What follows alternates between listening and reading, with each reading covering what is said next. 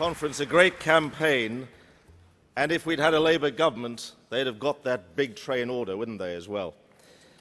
Can you join me in congratulating the winners of this year's Best Overall Campaigning Party, Derby Labour Parties, collecting the award are the excellent Derby Labour MPs Chris Williamson and Margaret Beckett, East Midlands MEP Glenys Wilmot, and the Bombardier Workers and Unite members John Pearson, Kevin Owen and Danny White.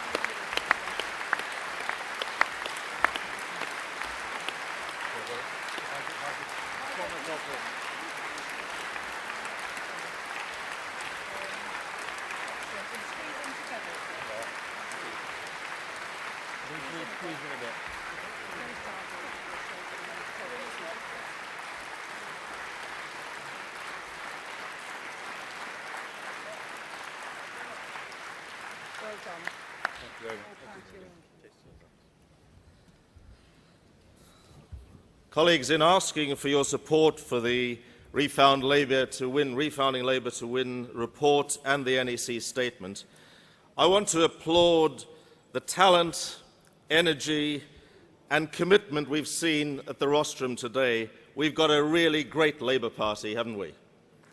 And we've heard today from Margaret Hodge about the magnificent campaign in Barking, where she kicked out Nick Griffin and the BNP.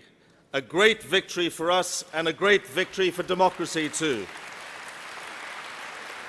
We've also heard today about the fantastic wins in Birmingham and Edgbaston and Oxford East. Seats the pundits had written off, seats we should have lost. Supposing we'd replicated their success right across all of our 100 marginal seats, what would have happened? We could still have been in power. Maybe not with a majority, but at least as the biggest party, able to protect the country from the dogma inflicted by this right-wing Tory-led government. Because although on paper each of those constituencies should have been lost, they defied the massive national swing against Labour.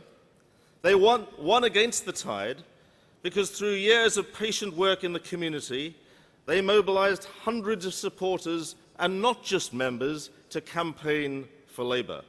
They were at the heart of their communities. And so people who would never have joined the Labour Party delivered leaflets, persuaded neighbours, friends and relatives. They were Labour's invisible army in these constituencies.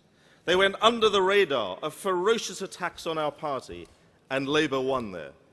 This is what refounding Labour is about. And this is why it's so important. It's not just about creating a party fit for the digital era and rooted in community organising, linked like an umbilical cord to voters. It's also about winning. Those in another dozen constituencies demonstrated what can be achieved by being in tune with the new politics. They denied David Cameron his majority. If and only if voters trust local Labour parties, trust our MPs, trust our candidates and trust our councillors, they don't necessarily go with the national trends in the way they used to.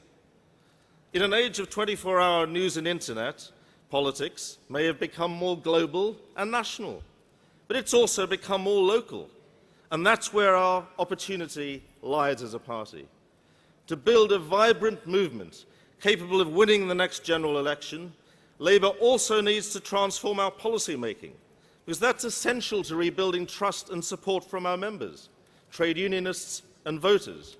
We want to open up our process of policy making, both to give our party members a greater say and to enable supporters and voters to feed in their ideas, so that the party leadership keeps in much closer touch with them. Revitalising our policy making in this way will also help ensure that lessons learnt on the doorstep, in meetings with community groups, in the workplace and through discussion with our supporters can genuinely and easily make their way from local party activists to the National Policy Forum and here to annual conference, and from there into manifestos which reflect the needs of the squeezed middle who are finding life tougher and tougher right across Britain today. As the NEC statement says, in the next few months we'll consult with you on the detail, on how exactly we make a reform policy-making system more accessible and responsive to members, on how exactly we make a freshly empowered annual conference more democratic. We'll also make it easier for members to be involved in the party. We'll introduce clear lines of accountability to the membership and the wider public for all Labour candidates and elected representatives, from local councillors right up to shadow cabinet members. We'll insist that every Labour candidate and elected representative signs a contract committing to probity, active service to the public and leadership in party campaigning. That's what we mean by refounding Labour. And we'll reach out to potentially hundreds and thousands of Labour supporters, people who wouldn't join but who could be registered as supporters. That's what Barack Obama did to win in 2008. Created a people's movement amongst those who never saw themselves as party animals like us, but were with him and were vital to his victory. That's what Ken is doing in London now. This is what we mean by refounding Labour. Registering thousands of new supporters is not only a huge opportunity, it's not a threat. Members, not supporters, will still choose our MPs and councillors, still choose delegates to conference, still make policy. Members and trade unionists will still have a much bigger say than supporters in leadership elections. But we want to open up our party to those who won't join but will support. We have to build a people's movement for Labour in our neighbourhoods, in our workplaces. That is what we mean by refounding Labour. And let me say this to Nick Clegg, who last week attacked our party's link with 3 million trade unionists, just as his Tory master David Cameron will inevitably do next week. 10 days ago, who was there at the very start for the trapped miners? The South Wales National Union of Mine Workers.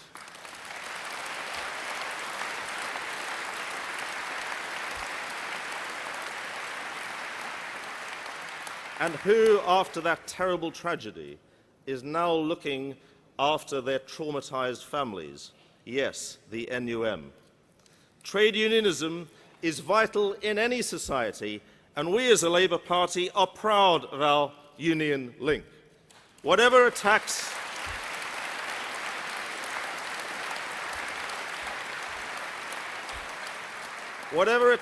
come from the Tories, the Liberal Democrats, or next month, yes, from the Independent Standards Committee, we say from this conference, we will not weaken but strengthen our links with trade unionists.